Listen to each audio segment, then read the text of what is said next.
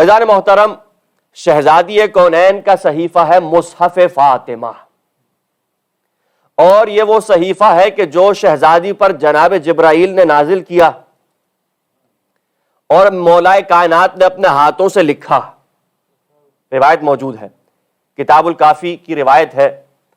اور یہ ایسی روایت ہے کہ جس کی سند میں کسی کو اختلاف نہیں۔ علماء الرجال میں آیت اللہ خوئی ہوں،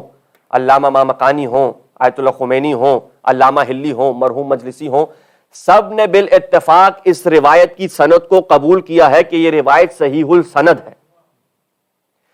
روایت کہتی ہے، چھٹے امام فرماتے ہیں کہ رسول کی شہادت کے بعد، رسول خدا کا اس دنیا سے چلا جانا، شہزادی پر ایک ایسا شدید حزن طاری ہوا کہ شہزادی کونین نے بہت گریہ کیا۔ اللہ نے جبرائیل کو مامور کیا کہ جاؤ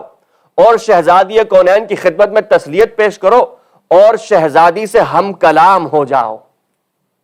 مولا امیر المومنین جب یہ فرشتہ نازل ہوتا تھا، مولا امیر المومنین جو سنتے تھے لکھتے تھے، تحریر فرماتے تھے، یہاں تک کہ لکھتے گئے 75 روز 75 ڈیز شہزادی پر جبرائیل نازل ہوتے رہے، اور اس قدر تواتر سے نازل ہوتے گئے، رفت و آمد جناب جبرائیل کی اس قدر مسلسل تھی کہ میرے مولا علی نے اتنا لکھا، یہ کتاب بن گئی جسے مصحف فاطمہ کہا جاتا ہے۔